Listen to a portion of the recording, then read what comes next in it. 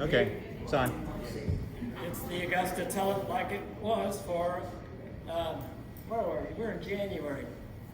This is probably about the sixth one we've done in Augusta. Before that, we did them in Washington with people who couldn't come to us, like Jeanette Fisher, for instance, and the Haymans from Federal Stage. That's some examples. Clemens Stelzer.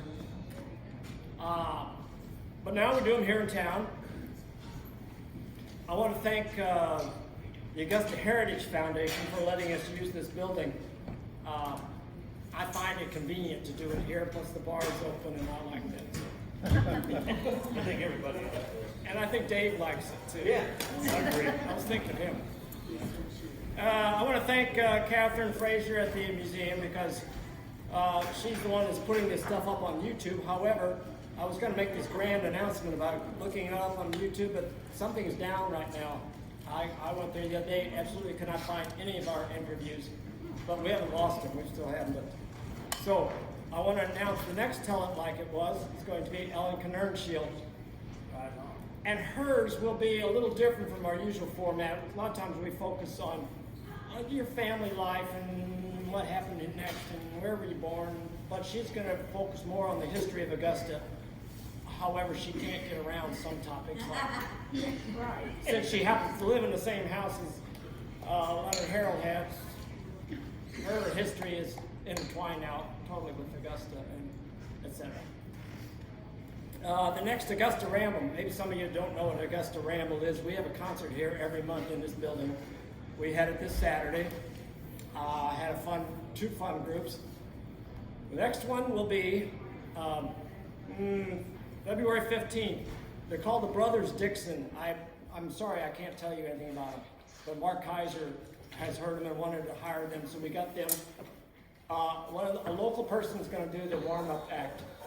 You may know Pat Frank. Her group is going to play for an hour, 45 minutes to an hour beforehand.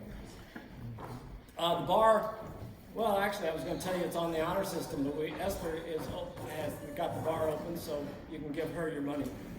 Any money from the bar is going to Harmony Brine, because they're going to need money to keep this thing floating. You all probably know that Clarence Serrett died. Probably you guys know more about him than I do, but do you mind if I just read a paragraph or two from his obituary that was in the Boone Country Connection? But stop me if you heard all this. He was 89. He passed away on December 18th at Grandview in Washington. He's the son of Arnold Serrett and wife Olga, and I guess he's obviously connected with the Serrett Solomon Museum, that building. But I can't tell you exactly, but I know he was active in that organization, and Ellen could tell you more than me. He graduated from Augusta High School here in Augusta. He worked at a bank, served in the Korean War. He married Jeanette Tilking on October 10th, 1959, and they were married 60 years. He's survived by a handful of children, Jeanette, Sharon, Mary, Sarah. Probably telling you stuff you already know. But anyway, I just wanted to acknowledge his passing. He was a cool guy. He played accordion, so that's made him okay by me. He played several bands too. Yeah, actually, they give the names of some of them here. They were kind of interesting names, as I recall. Yeah, Robbie and the Ramblers, and Eddie Free and his Missouri Ramblers. He liked Ramblers, I guess. That was his father-in-law, his first father-in-law. I like their theme song. They like to dance to too. What, you might read that in there. Do you have it in there? Could I have this dance for the rest of my life? Yeah. And look at us. And Jeanette's he was the organist at United Church of Christ in Fennel City. Yeah. and Jeanette's sister passed away that week before. Yeah. Jeanette, Tilking's sister, whom I'm afraid I did not know her at all. Yeah. Yeah. Is Jeanette here? Oh, okay. All right. Well, let me say a few other things. That owl right there, some of you already know. Somebody walked in and immediately said, "Oh, it's the Augusta owl." That's a old symbol for Augusta. There was a ball team, for instance, right? The Augusta Owls. Well, it was called the Augusta Owls years ago, the baseball team, basketball team. So I have resurrected the Augusta Owl. If you put money in that tip basket, there's a sensory, motion sensor in there that'll see it, and it'll, eyes will light up, and it'll go. Woo, woo, woo, woo. It says. Hey, I want to thank Shauna Wheeler at the library. She's the one that prints up my flyers every time we do something like this. And she took it a step further. She tried to take a picture of Ellen here. Ellen refused, so we have a picture of her farm.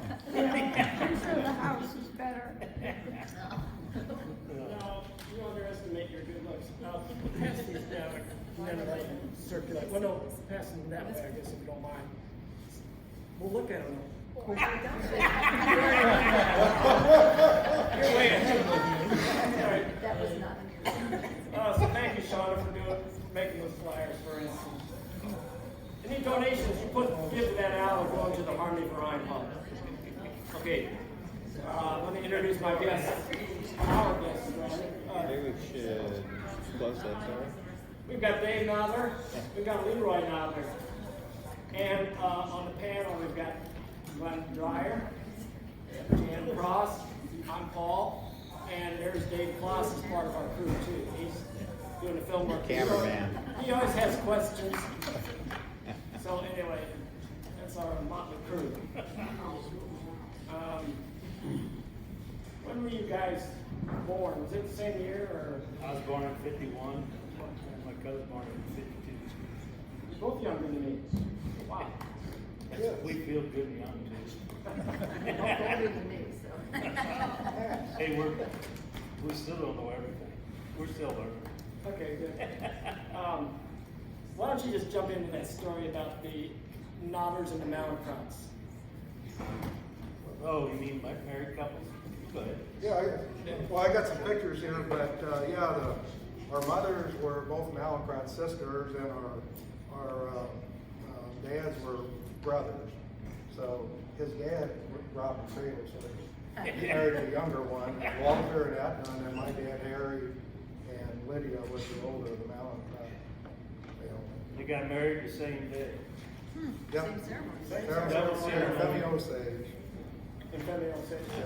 I don't know, I can pass things around, the wedding pictures, and then their attendants. I think Raymond Nadler was his dad's best man. And Hazel Mallinckrodt was the mom's maid of honor. And then the mom's maid of honor was her sister Elsie, and dad's best man was Waldo Hemside. And then they eventually married. Yeah. Waldo. Right. Oh. And I think you explained to me, as far as Mallinckrodts go, you're more closely related to Earl, let's say, than Anita. Yeah. And Ruby. Yeah, that's, I think, when the old folks came over, and I've got a picture of our clan, the Theodore Mallinckrodt Sr., you can look at it. But they had like 2 daughters and how many brothers. But our grandfather, Theodore Jr., was the oldest of them. And the picture we've got there was taken in front of the old brick house along the Augusta Bottom Road, which is now in Earl's, Mallinckrodt's family. Helmut was like our grandpa's brother. Yep. He was our main butcher man. He was good with that stuff. And who started dating first? I think, I don't know. you know, I would say Dad started dating. That's the first, and I think Gary was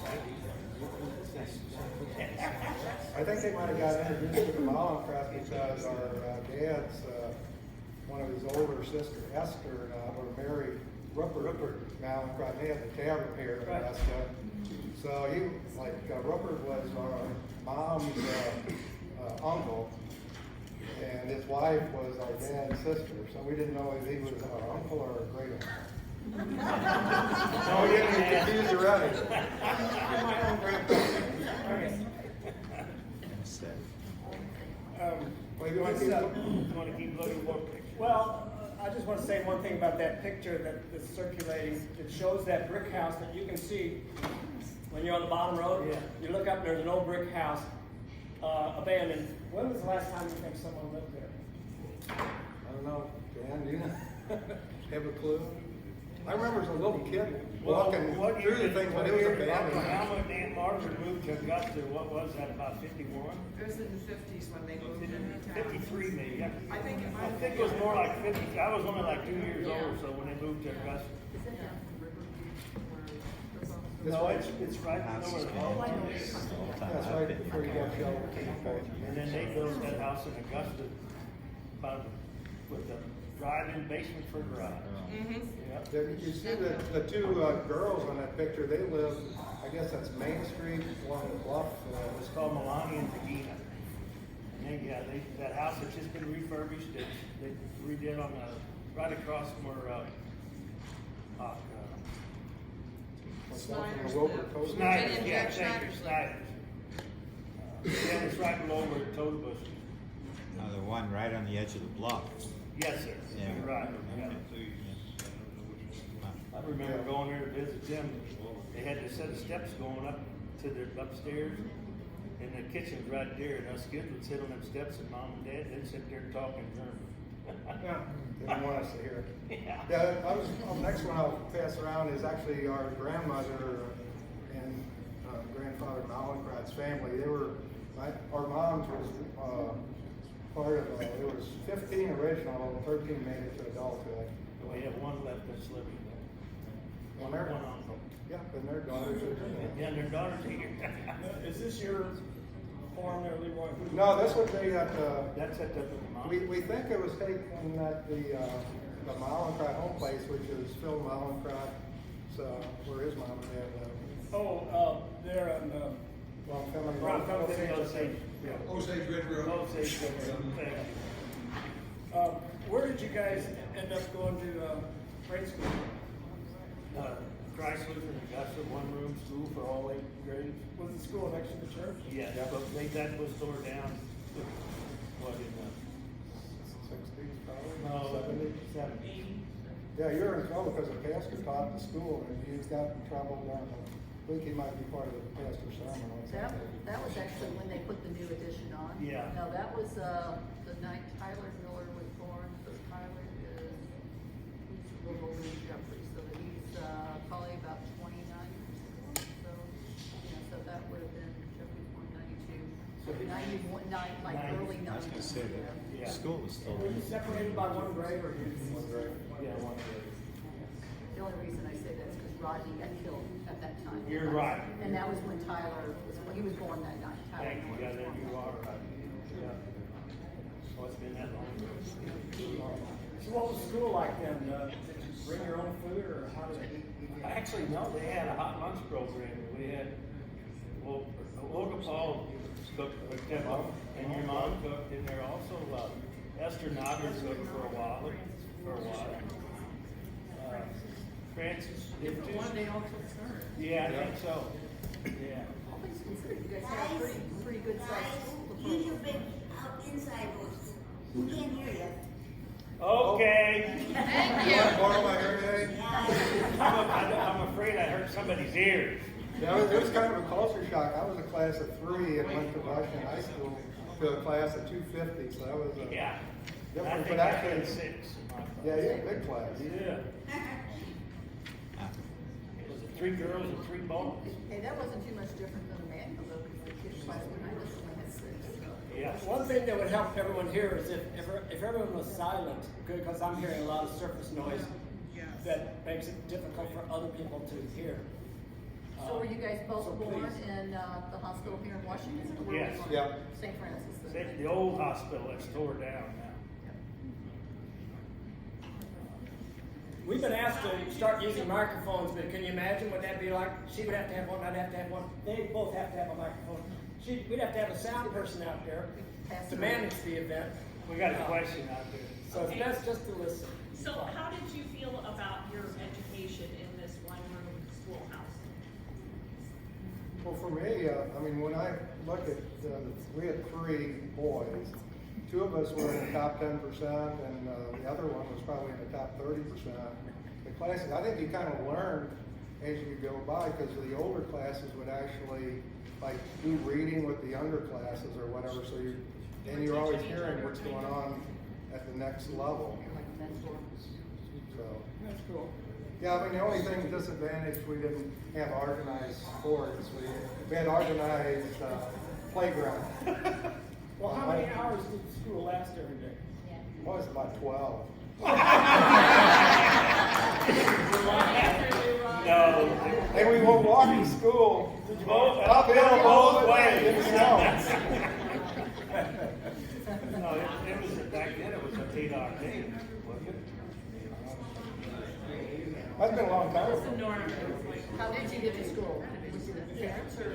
No, Actually, we carpooled. Hodge and Welker would haul me over there, and whoever else. We picked somebody, other people. I'm trying to think whoever.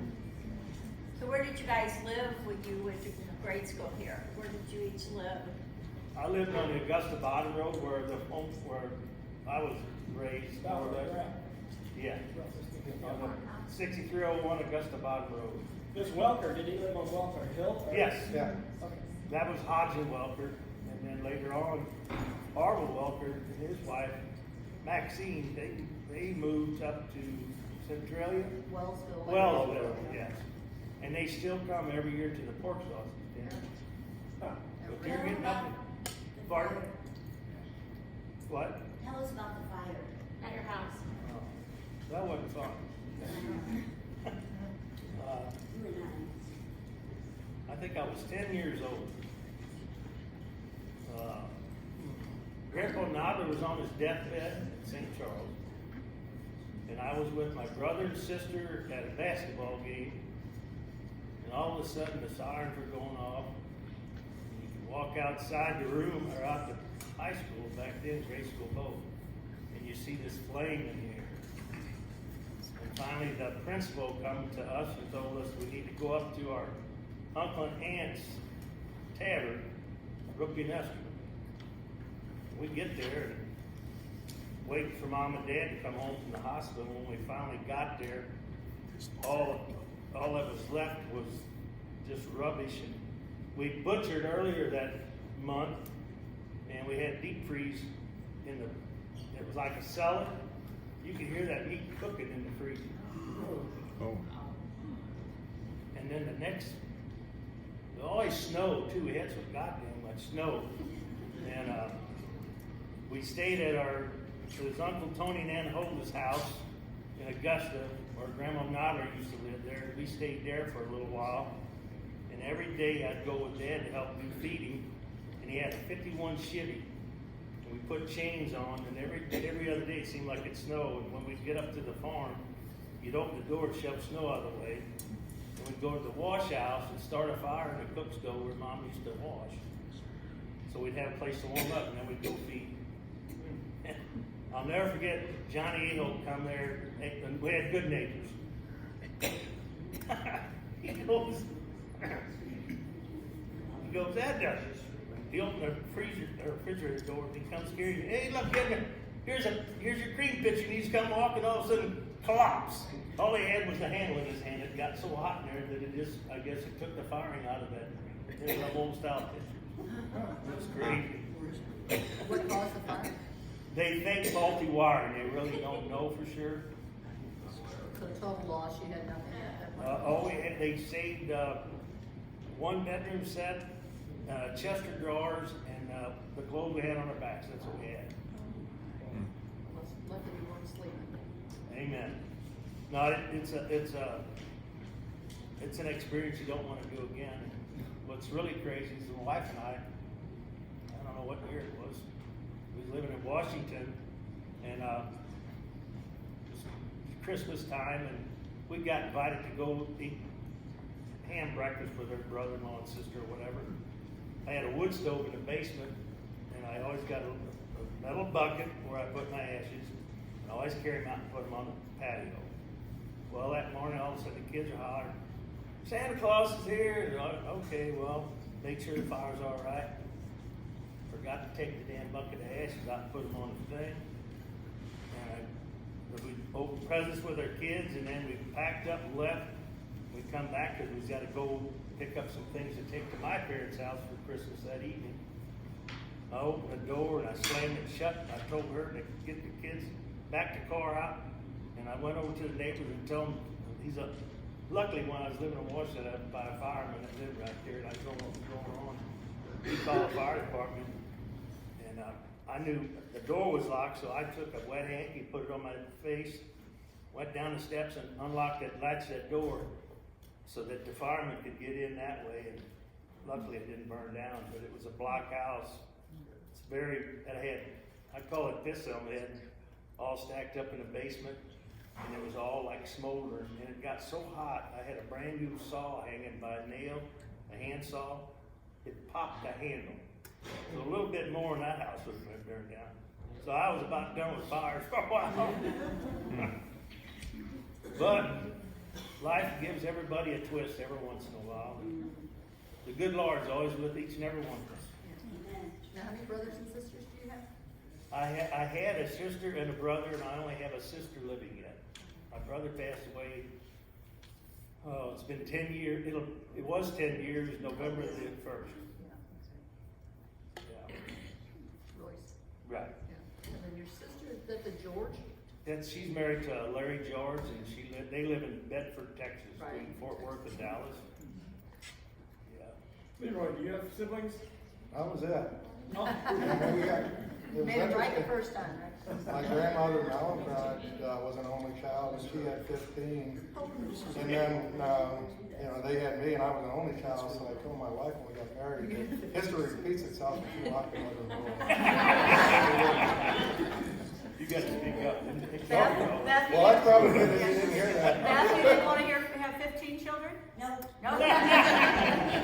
So how many children do you have? We have one.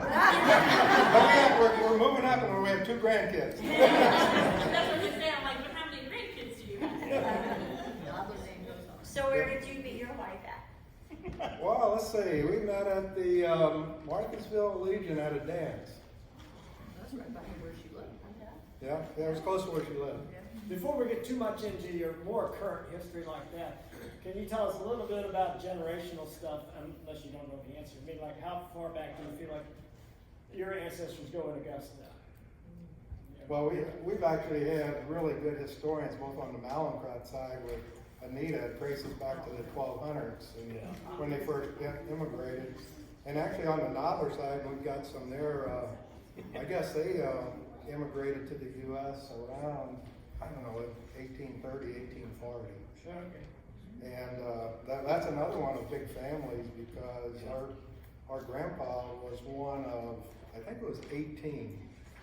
And the guy, I think, out of 2 wives.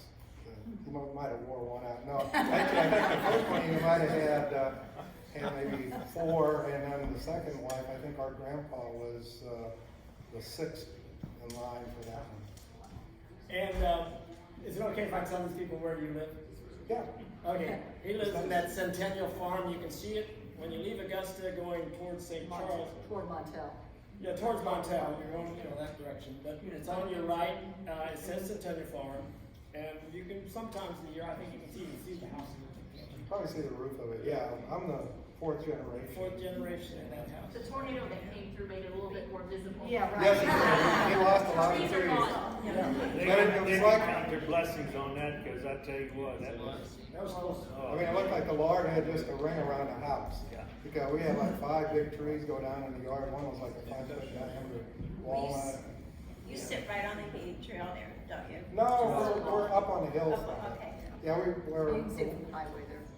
yeah, we're bordered on one side of the farm by Sander Road, and when you, right as you're going down the hill of Sander Road, like our farm, Don't you have a kind of pond there? stops there. Isn't there a pond or something? Yeah. Right by your house? Yeah, we got like 3 of them. Let's say that one you can see from the road though. So did you guys speak any German? You said you used to hear your grandparents. Big hot Ich habe ein Bier. So did you That's learn it. that so you could eavesdrop on them? Well, yeah, actually, my sister, my brother, and I, when Mom and Dad would talk, they'd always talk German. Well, after a while, you gotta start figuring out what they're talking about. So like a dummy, we'd answer in English. Then we missed out, we didn't get to hear no good stuff anymore. I think they kind of cut it out, like they taught us the ABCs and the count, but I think because of the war, I think they just kind of cut German out. Sure. Because like at the Lutheran church here, they were still doing a lot of German when our dads, like they went through a lot of the, like confirmation Right. was all in German. Yeah. Our Aunt Esther Malencrud, she could read the Bible, German. Oh, really? Pretty cool. And she was my neighbor there, basically, Yeah. across the street. We're gonna live on Chestnut, yeah. She had a popcorn song too. Yeah, I She was used to. gonna say that. Popcorn song. Yeah. Oh, she used to put our sons in that. Shake him. But actually, yeah, the farm was originally, was our great grandparents, it was a Westman. And then their daughter married Henry Nadler. Were the Wismans more Defiance Matson going that direction than in Augusta, or? Well, I think that's where they ended up, but I believe they actually, like the Nadlers, kind of started in New Valley area. Oh, no, okay. And then immigrated this way.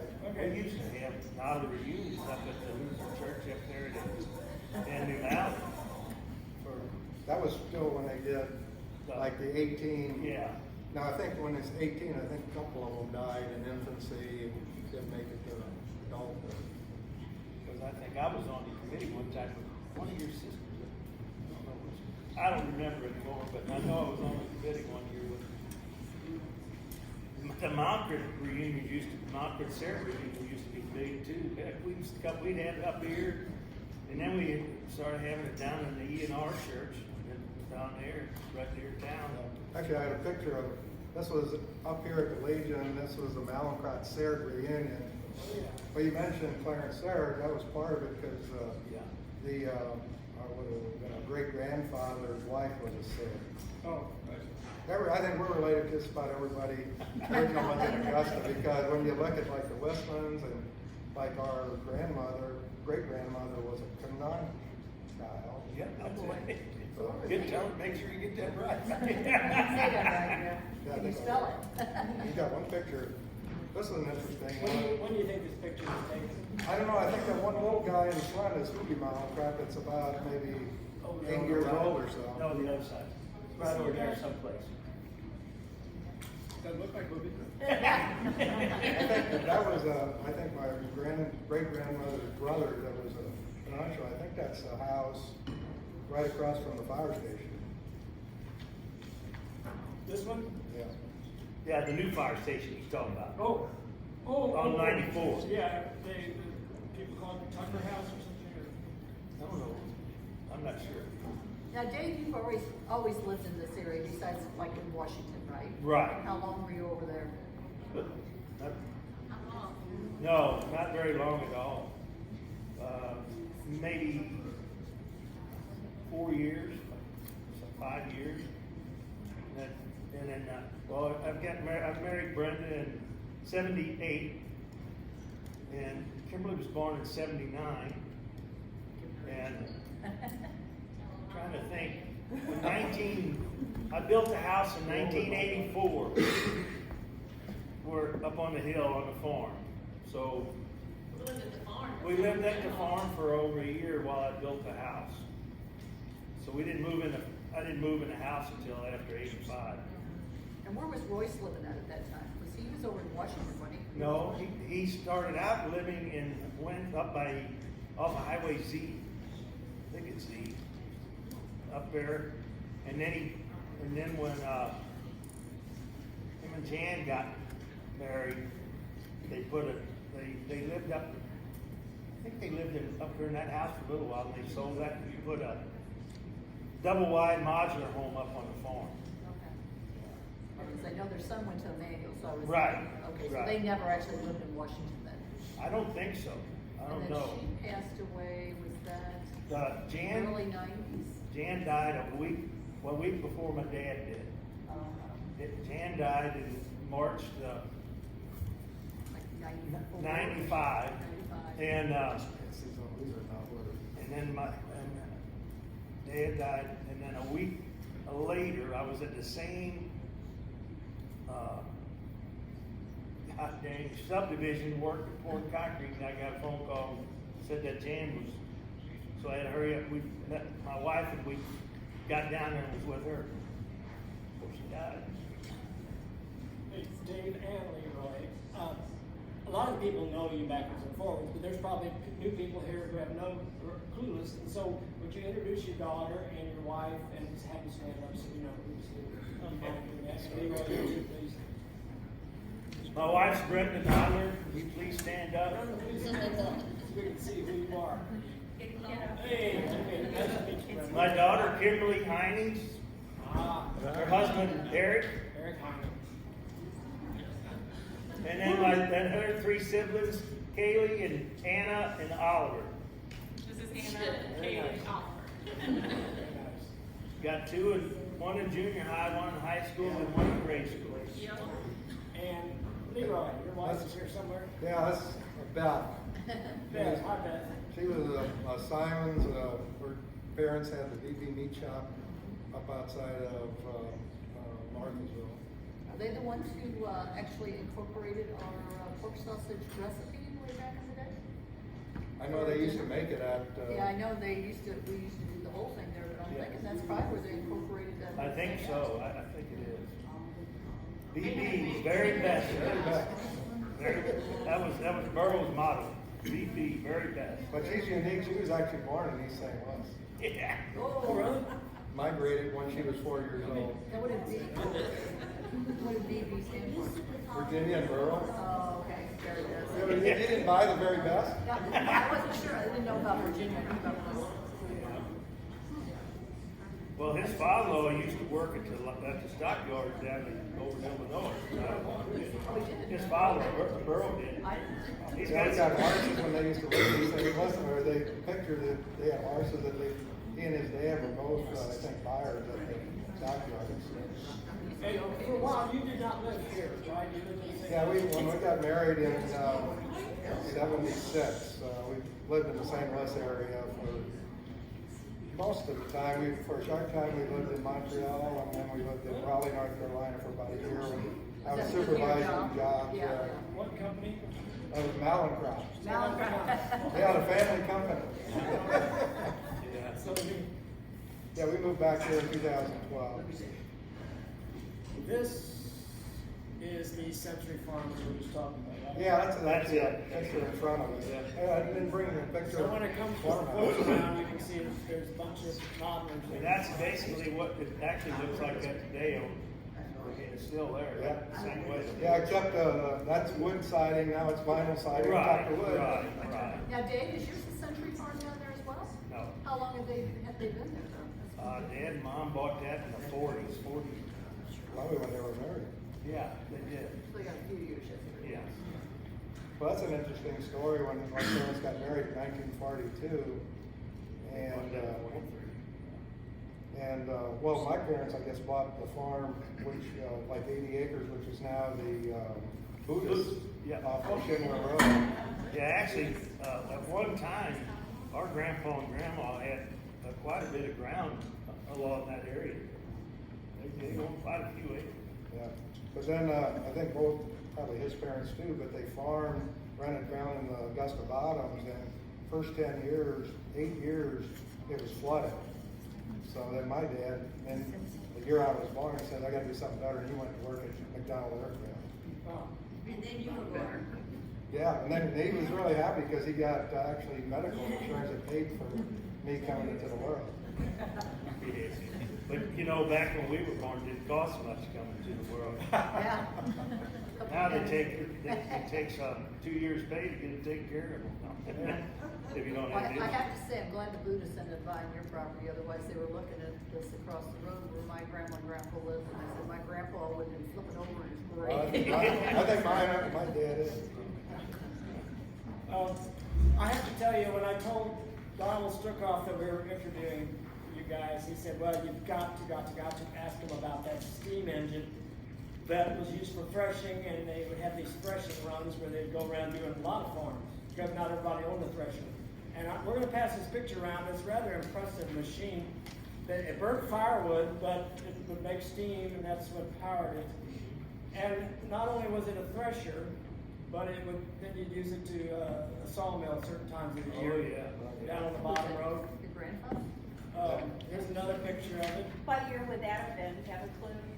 Oh, When it was active? I don't know if you look at that's our two dads, and if there's, in the lower picture, they were probably maybe 10 years old or something.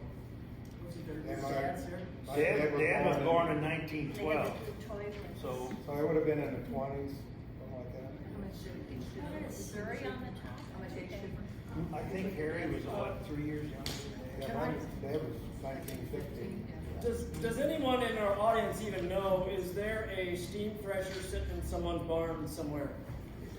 Anywhere around this area? Is there anything like that here? Ellen, you don't have one? No steam engines, period. No, Okay. If you want they to see it, sold come off, up they to, had sales. go up to the thresher, show up at Rosebud, Missouri, and you'll see them.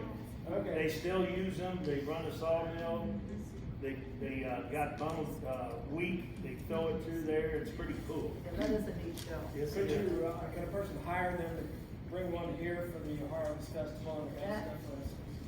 I think that might be a little pricey. Well, it depends Well, the on, one there's, guy has a small one and he runs 3 ice cream churns off of it. Yeah. That was out there. He does go to church. he's from Auburn, Illinois, isn't he? Yeah. Oh. Yeah, then some of them use his miss motor for their ice cream too, their homemade ice cream. This Pretty guy had cool. 3 belts set up on it. Yeah, to reduce it so it don't go so fast. So you're talking about the sawmill, I know a lot of the old buildings on our farm, probably our grandpa saw a lot of the lumber for that. Well, actually, Yeah, I was gonna ask you to And tell then I us think like, here's- how this lumber was used around here. That was basically Is for there, building. are there houses here that we can Because still there's see? a lot of carpenters in the area. well, that house that's down there, sitting in the place where the house burned down, that we had that same sawmill set up by the pond up in our, and we cut all the floor joists of hickory, and they were cut by that saw. Now, you ran that off I on a modern day 1950 something tractor. 1951 44 Massey Harris. When did you sell that one? I tell you what, it was starting to go downhill, and Earl Perez, he rigged up 2 sawmills out on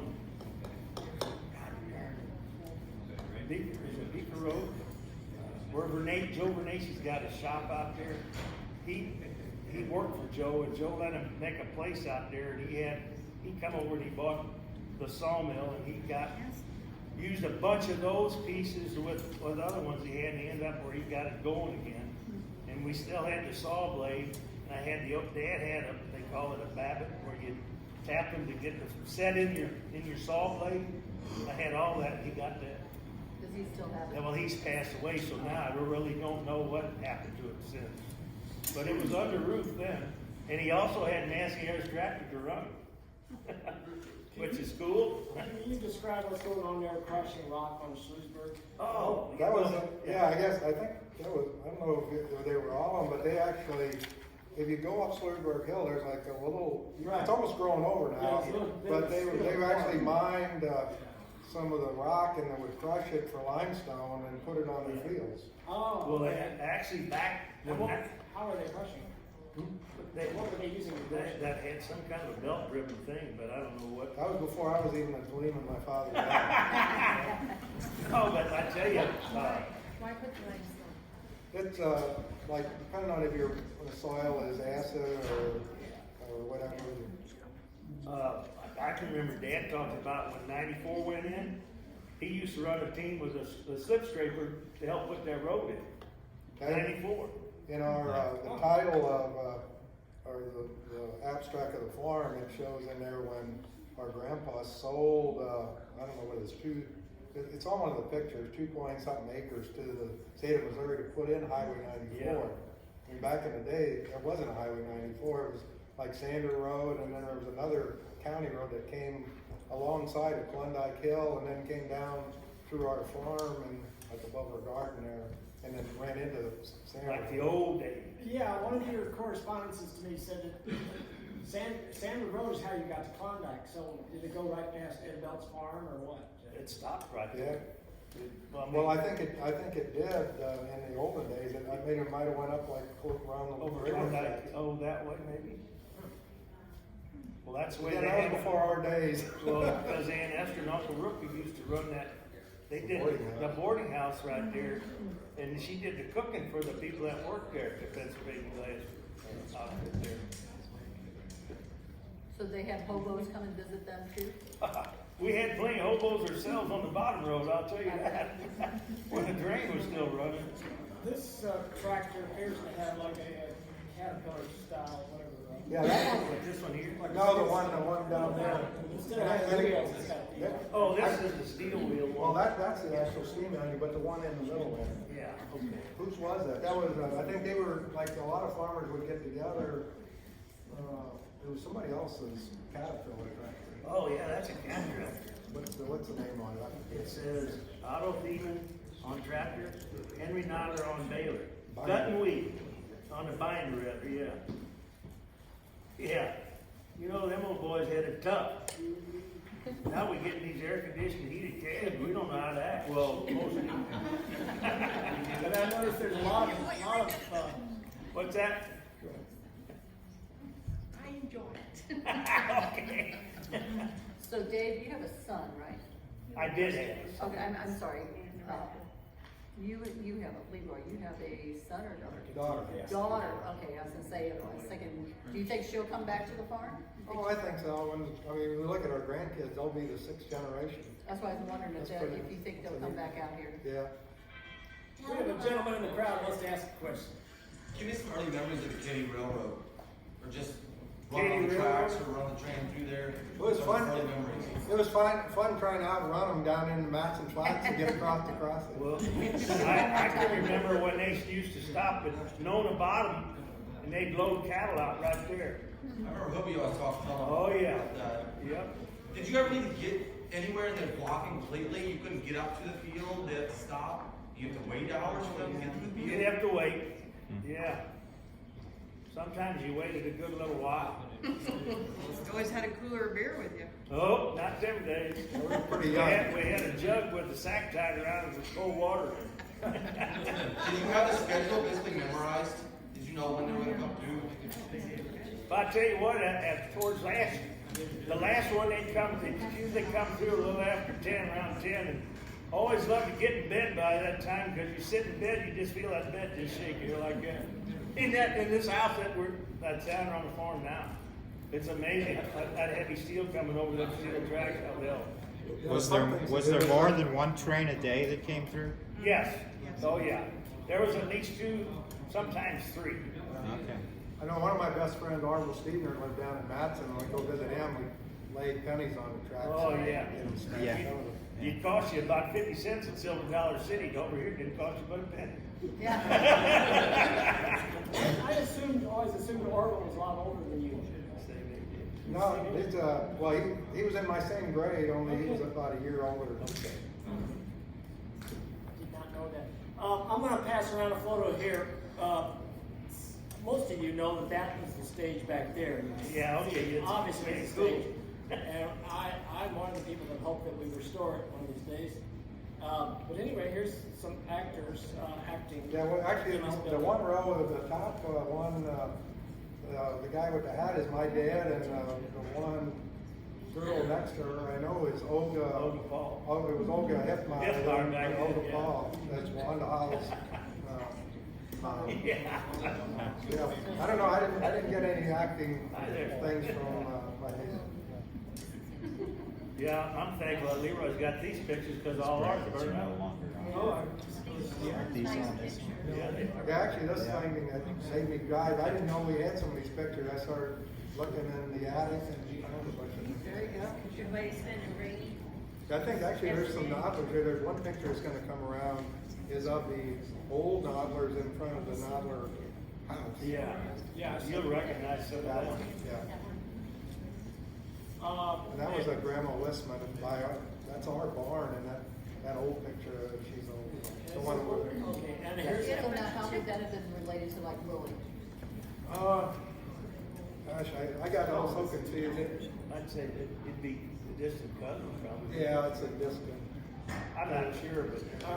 I found some paperwork where it went back like our great grandparents were, it was William Westman, but then what it got really confusing, his dad was William Westman too. Yeah. Yeah. And then he had like, They use names he had all like the 3 time. wives and. It's like all the Well, twins. and also, Like it was they weird. come up with another There's name. relation to the Litkamars too. Well, that was our grandmother Malachi was a Mom Lincoln. Litkamar, yeah. Well, that lady that used to live next to the feed store, she was a late one. Oh, that was Alma Litkamar's wife. Yeah, No. okay. What was Yeah. her first name? And then Mrs. Lincoln, Mrs. Lincoln. what? You mentioned William Westman, just Bucky, you said there was a senior and a junior, but here's a blacksmith shop. We're not 100% sure where that's at. Yeah, we're not sure if that's William, our great-grandfather, or William, our great-great-grandfather. Yeah. Okay, And Yeah, nobody like put that the on shop. there for us, so we don't know. and here, ladies and gentlemen, you have the Augusta String Orchestra, about 1889. This looks pretty interesting. Is this up on that brick house too? I don't know, I don't think so. They don't know. They don't. Maybe we know a little. Those are all but conundrums not a or lot. something, honestly, I think. One skull system. Dave, Yeah. how many floods did you have to go through down there, or what was some experiences with when the river did come out and there was a flood? Well, I can remember all the way back in the 60s, messing with them so many times, 60s and 70s and 80s. But Dad always said 51 flood was a bad one, boys. And it got That's up. when you were born. Yeah, I thought it was pretty good. No. Anyway, but the water didn't get in the feeding floor of the barn that's there now. But in 93 it was over top of the feeding floor. So it got higher in 93. But I can remember years where we put cross levees in the bottom to save crops on the lower side. And I'll never forget one time we were sandbagging Lehman Serra, big man in his day, always was a big. We hollered, ho, ho, he got there, he flopped down in there and we packed sandbag alongside him and we saved him. But the guy took a heck of a risk. But, that's crazy. But, and was it in 86 the one that ripped the bottom road out the first time? And then they fixed that, but then 93 is when they really tore the heck out of things. Did your mom and dad move out when there was the flood, or did they stay in? No, they always stayed there, yeah. I never got their house. Never got in the house, no. It never. Cattle to the hills? What? So just move the cattle up to the hills? Well, the cattle could still come down, but when it got too bad, then we took them up. We had a hay shed up in the hills too. We took care of them up there. But in 93, we didn't have any cattle anymore. But I can remember going up there in the wintertime to go get a bale of hay from the hay shed. The guy came 3 or 4 coyotes be up there, and Dad says, we can't have that. Them bales, they won't eat that hay, so get the old 30-30 out and go and have fun. Yeah. Those big levees that are along the river, were those always there? No, they weren't there years ago. Okay, so when you were born, they weren't there? No. I think that's, my dad says that kind of, when he quit farming and went to work at the aircraft plant, then they started building levees. Well, I can also remember when Dad first started farming in the bottoms, they would farm a spot here and a spot there, and there'd be trails of water going through. It was like irrigation, like they do nowadays. Yeah. But, I mean, the ground has changed so much. I bet. I mean, and even back when I was going to high school, I started working for Hoopy Mountain Crew. We both did, actually, at different times. Yeah. And good man to work for. Yeah. He could tell you stories of things going on, but I'll guarantee you, he had a many a good story. Is Elsie, that was your? That was our aunt, yes. And Glenda, don't you have commercial? Yeah, my mom was commercial. Yeah. They live right there. Yep. Yep. guys, tell us about your parents' wedding reception. That was cool. Well, We we weren't- weren't there. Now, well, what I've been told is that they rented an electric generator. It was up at, Phil's parents' house there. Yeah. They rented a generator and had lights, for basically an all-night, party. Yeah, they didn't drink much though. Like it was. But yeah, Hey. well, I think they did chivalries and all that. They kind said of- they're gonna keep drinking till the cows come home. They never come home that night, did they? Yeah, they're good mood, yeah. Must have been the UCC influence. I was thinking Catholic. Well, you know what, all good neighbors around here, I'll tell you that. Yep. Anytime there's a crisis, they're there to help. I don't care. Let's talk about some crises. Well, our house burned down, that was that. And the same way when the river started coming out, people just pitch in and help one another, you know. I can remember I went down when the old Fronsburg place and the bottoms had washed away.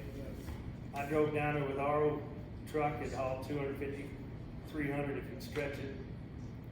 And the road from the Augusta Bottom Road, you gotta drive down through the creek and then come up over the levee and then go down to their property. Well, we were hauling out corn out of the bin. And they said, go weigh it over at the SKF scale, or MK, whatever. That was on 94. Right across from the Chesterfield. Right, across from Chesterfield. Oh, okay, yeah, it's just a stop there. Yeah. And then take it to the old Pepsi place and put it in the bin. Well, the first load I weighed, everything went good. I got back and the water's higher. Got my truck filled again and I'm going over and I went through. Everything started floating in the floorboard. Made it through there. I got going along and all of a sudden I went to step on the brakes. I didn't have no brakes. I said, I know one thing. I ain't weighing this load. I'm going to keep on going. And Tyler and Kessler go, what did it weigh, Dave? I said, the same as last load. And then we went back down there. They were getting straw out. They had all kind of square bale straw that was going to save. And we were in there pitching. And that was when Joe's his twins were really young then, back then days. Joe Kessler? Yes, Yeah. Joe Kessler. And we were throwing these straws, and all of a sudden, skunk! I said, he ain't gonna spray. He wants high ground too. Keep going, boys. And he never did spray it. He left us alone. So Laura and, is it Lisa? Laura's, helps my dad over there in the nursing home. She does the foot massage. Oh, that's okay. Can you explain why there was a weigh scale there as to? Well, they went into a business, I guess to save a little money, selling anhydrous ammonia. Yeah. Every year. Oh. So they had a big anhydrous tank. They had a big Not tank. sure, Yeah. It was three. Malcolm Kessler and Kessler Mount Seed was correct, yes. And they did that for a long time, and actually, it helped out, but nowadays, MFA, we've got so many different places you get it now. And it's all competitive. Nothing's cheap for the farmers anymore, but ain't nothing cheap for anybody going to the store and buying either, so. So did you guys play any kind of sports or anything in high school or grade school? Or what did you guys do? Well, we played air base and Gray Wolf over here. Gray Wolf, I always heard about that. Well, we had to come back from home and work on the farm. Yeah, I went out, I asked Dad if I could play football. Yeah, he can play football. I went to practice, and I got home that afternoon. We were picking ear corn. I seen him unloading a load of corn, so I changed clothes, went down there, and he didn't say a word. I helped unload the corn, put everything away, helped him do the feed, and we're walking to the house. He goes, "This what time you coming home every night, boy?" I said, "I don't know, Pop. First session." He said, "Tell the coach you quit. I need you here sooner than this, boy." Guess what? I obeyed Pop. So that was my sports career.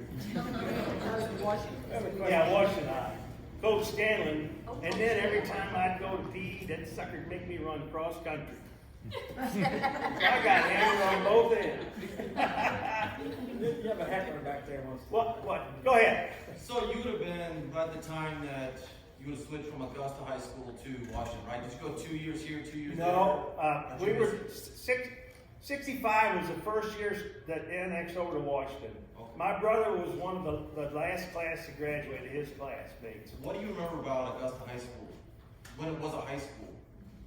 Well, hell, I always thought it was pretty cool just by watching different things going on. Actually, like we had friends that were there, like Donnie Paul, Johnny Malencrut, Roger Malencrut. Roger Malencrut went 1 year old to Washington High School, right along like with Patsy Kemner and all of those, so many of them. Mike Dave.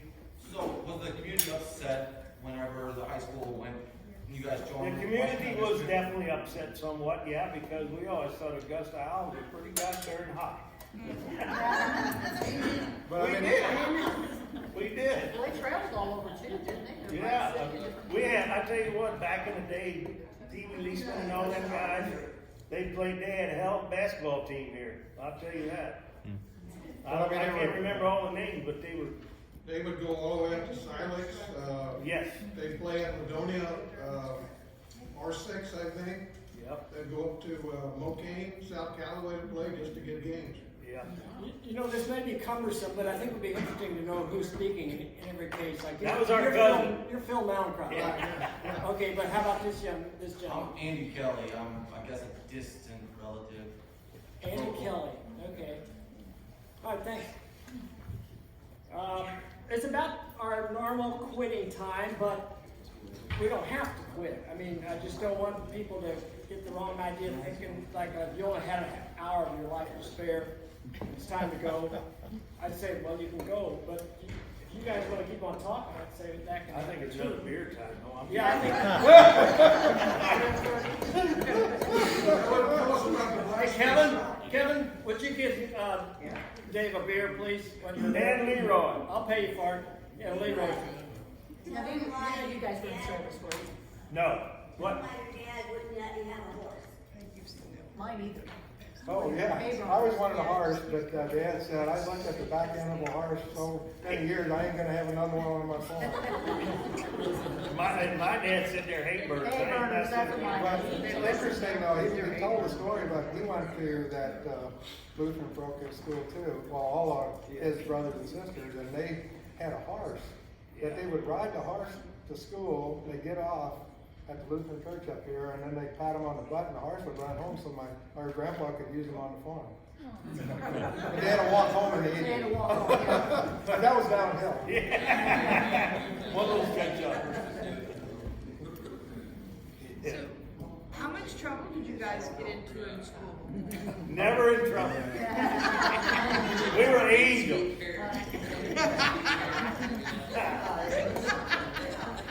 Tell them what kind of cars you drove, and that'll say you're angels. Oh, man. I started out with a 56 Chevy. That didn't last too long. Somebody sabotaged it and put soap detergent in a crankcase. So then I went, I got a 64 Ford Galaxy 500. Boy, I thought I was hot. That was a two-door hardtop, slicker than a whistle. 289, 303. Yeah. Yeah, I had a 62 Chevy Impala, two-door hardtop, 327. Oh, it was nice. Yeah. And that, ladies and gentlemen, was Kevin Musselman. Thank you, Kevin. Bartender. And then I was driving that as I was a senior in high school, and I was working part-time through COE down at Zero Manufacturing, and they guys wanted me to join a union expedition. They wanted to get in the union. Well, they said, come down to the Sharpshooters. We've got plenty of cold beer and food. I said, by God, that sounds like a farm boy. Better go to that. So, on the way, we had a good steak supper that night. Anyway, leaving, it was kind of mist and drizzling rain, and bottom road was in good shape. It was all blacktop from Augusta all the way to 47 back them days. And I turned on the 47, speed limit was 55, and I had that 64 Ford, and I was running probably about 50. All of a sudden, here comes this Dodge broadside. I hit that sucker. I figured we was doing about 100-mile-an-hour impact or better. So I had just a lap belt on, and I bent the steering wheel like nothing, and my 2D imprints up in the dash. And it kind of dazed me a little bit, and then I kind of come to and I looked over and I said, damn, it looks like when you cut a chicken's head off, there was something white in the road, and it was a woman that flew out of the back window of the other car.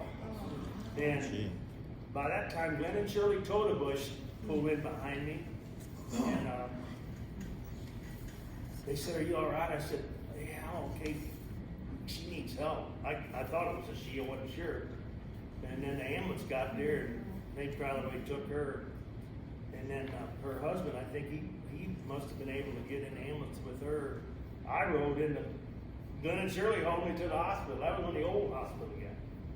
And I had the old hospital where the doctor's building. Where the doctor's building. Oh, yeah. Anyway, it was the same time when that bombing went off in Union. The courthouse was bombed. And, oh yeah. Anyway, it was crowded, and I had State Farm Insurance, and here Vern Tobin comes over, here he is, said, "You all right, Dave?" I said, "How the hell did you find out?" But anyway, long story short, I survived, everything's cool, and those people lived, they made it, they didn't have no insurance. I had full coverage, long story short, they trying to get some money out of me or out of them, and I finally said, "How are they gonna be able to work if they don't have a license? Don't worry about that $200 deductible you're trying to get out or whatever." So then they finally let me get their license. Then that's when I got my '68 Roadrunner. Then How old are you when all I was 17 years old, had one of the hottest, fastest And cars wait a minute, I around. knew your mother. I'm surprised she didn't lock you in your room like Well, that. I'll tell you one thing, my dear mother, I did one thing I should have never done, because I always was faithful, give her a ride to work, pick her up in the evening. But once I got that Roadrunner, it was like a magnet. Girls like to ride. So one day, Mom walked up, she stood by the Bennett Machine Shop. Now it's Optimus, right there on the corner there on 47 in the hospital there. Oh, yeah. She would stand there, it used to be called Bennett Machine Shop. She Yeah, would stand there, wait for me to pick her up. And I got there, and she got in. I said, she just whack, boy, just eating on me. And I go, "Put your seatbelt on, Mom." And I floorboarded that baby. And highway marks out there, getting second gear rubber going on the bridge, and I finally slowed it down to about 95 miles an hour. Dropped her down in second gear, got slower down, went turn on the bottom road, and got drove something. Mom's over there like this. She goes, "If your daddy knowed that car do that, we'd have never bought it for you." And I said, "Mom, I'm sorry, but I want you to know I'll never, ever leave you sick." And you know what? She never told Dad. But I never done it again, though, either. Not with her. Not with her, yeah. There's a song in that somewhere there. What's that? There's a song in that somewhere. Yeah, somehow. Of course, I can remember one time my good cousin Kenny Hempside, he bought him a Torino. And I tell you what, that sucker would get it too. I call it the Grand Torino. That one movie that Clint Eastwood put out, looked just like that car. And he goes one day, we used to, him and the Backhouse boys and Phil and them guys, they all hang out up at T&D Tavern. Well, I don't know, somebody must have PO'd him a little bit or something. He goes, "Cat, damn, like Uncle Rook used to say, I spun the pea gravel right in that door." He said, I'll never forget that. That was fun times thinking about that stuff. My cousin Leroy one time, he had that Chevy two-door hardtop, and we met on the bottom road, sat and had a couple of drinks. Remember that? On an empty road. That's back before the traffic got in. Hey, it's over now, they all know.